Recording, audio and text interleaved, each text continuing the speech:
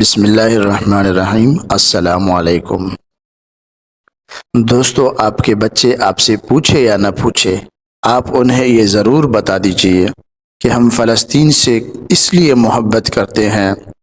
یہ فلسطین انبیاء علیہم السلام کا مسکن اور سرزمین رہی ہے۔ حضرت ابراہیم علیہ السلام نے فلسطین کی طرف ہجرت فرمائی ہے۔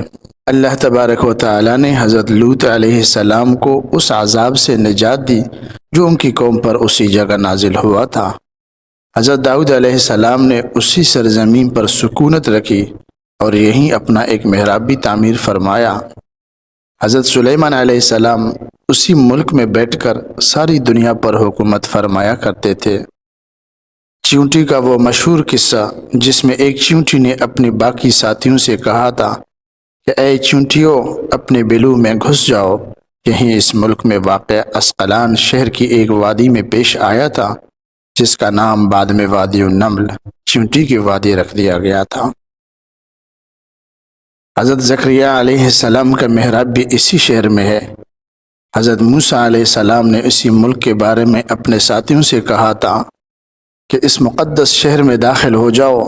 انہوں نے اس شہر کو مقدس اس شہر کے شرک سے پاک ہونے اور انبیاء علیہم السلام کا مسکن ہونے کی وجہ سے کہا تھا۔ اس شہر میں کئی معجزات وقوع پذیر ہوئے، جن میں ایک کنواری بی بی حضرت مریم علیہ السلام کے بطن سے حضرت عیسیٰ علیہ السلام کی ولادت مبارک بھی ہے۔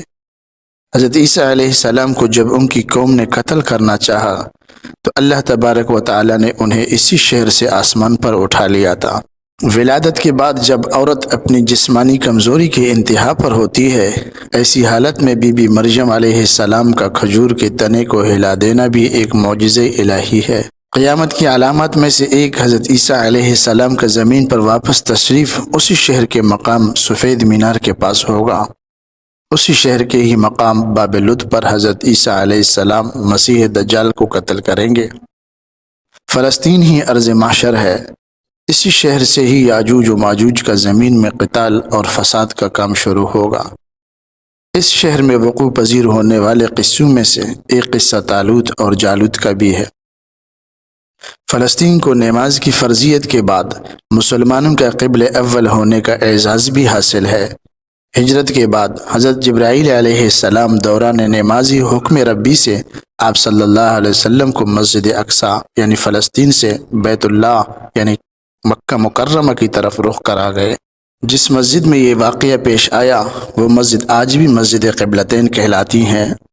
حضور اکرم صلی اللہ علیہ وسلم معراج کی رات آسمان پر لے جانے سے پہلے مکہ مکرمہ سے یہاں بیت المقدس یعنی فلسطین لائے گئے۔ سرکار دو عالم صلی اللہ علیہ وسلم کی اقتداء میں انبیاء علیہم السلام نے یہاں نماز ادا فرمائی۔ اس طرح فلسطین ایک بار پھر سارے انبیاء کا مسکن بن گیا۔ سیدنا ابو ذر رضی اللہ تعالی عنہ کہتے ہیں کہ میں نے رسول اللہ صلی اللہ علیہ وسلم سے عرض کیا کہ زمین پر سب سے پہلی مسجد کون سی بنائی گئی؟ تو آپ صلی اللہ علیہ وسلم نے فرمایا کہ مسجد الحرام یعنی خانہ کعبہ۔ میں نے عرض کیا کہ پھر کون سی مسجد بنائی گئی؟ تو آپ صلی اللہ علیہ وسلم نے فرمایا کہ مسجد اقصی یعنی بیت المقدس۔ میں نے پھر عرض کیا کہ ان دونوں کے درمیان کتنا فاصلہ تھا؟ تو آپ صلی اللہ علیہ وسلم نے فرمایا کہ 40 برس کا، اور تو جہاں بھی نماز کا وقت پالے وہیں نماز ادا کر لے، بس وہ مسجد ہی ہے۔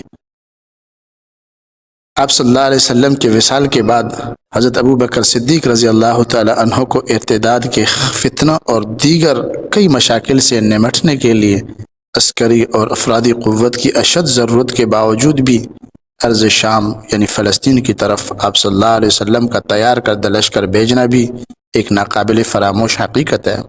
اسلام کے سنہری دور فاروقی میں دنیا بھر کی فتوحات کو چھوڑ کر محض فلسطین کی فتح کے لیے خود سیدنا عمر رضی اللہ تعالی عنہ کا چل کر جانا اور یہاں پر جا کر نماز ادا کرنا اس شہر کی عظمت کو اجاگر کرتا ہے۔ دوسری بار بعینی ہی معراج کی رات بروز جمعہ 27 رجب 583 ہجری کو صلاح الدین ایوبی کے ہاتھوں اس شہر کا دوبارہ فتح ہونا بھی ایک نشانی ہے۔ بیت المقدس کا نام قدس قرآن سے پہلے تک ہوا کرتا تھا۔ قرآن نازل ہوا تو اس کا نام مسجد اقصی رکھ گیا۔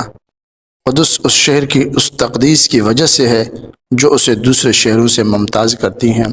اس شہر کے حصول اور اسے رومیوں کے جبر و استبداد سے بچانے کے لیے 5000 سے زیادہ صحابہ کرام رضوان اللہ علیہم اجمعین نے جام شہادت نوش کیا، اور شہادت کا باب آج تک بند نہیں ہوا، سلسلہ اب تک چل رہا ہے۔ یہ شہر اس طرح شہیدوں کا شہر ہے۔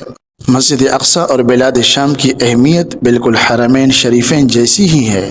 جب قرآن پاک کی یہ آیت والتین والزیتون وطور سینین وہذا البلد الامین نازل ہوئی، ابن عباس رضی اللہ تعالیٰ عنہ کہتے ہیں کہ ہم نے بلاد شام کو التین یعنی انجیر سے، بلاد فلسطین کو یعنی الزیتون زیتون سے، اور الطور سینین کو مصر کے پہاڑ کوہ طور جس پر جا کر موسیٰ علیہ السلام اللہ پاک سے کلام کیا کرتے تھے اس سے استدلال کیا۔ اور قرآن پاک کی یہ آیت مبارک وَلَقَدْ كَتَبْنَا فِي الزَّبُورِ مِن بَعْدِ الذِّكْرِ أَنَّ الْأَرْضَ يَرِثُهَا عِبَادِيَ الصَّالِحُونَ سے یہ استدلال کیا کہ امت محمدیہ حقیقت میں اس مقدس سرزمین کی وارث ہے۔ فلسطین کی عظمت کا اندازہ اس بات سے بھی لگایا جا سکتا ہے، یہاں پر پڑھی جانے والی ہر نماز کا اجر 500 گنا بڑھا کر ملتا ہے۔ سبحان اللہ۔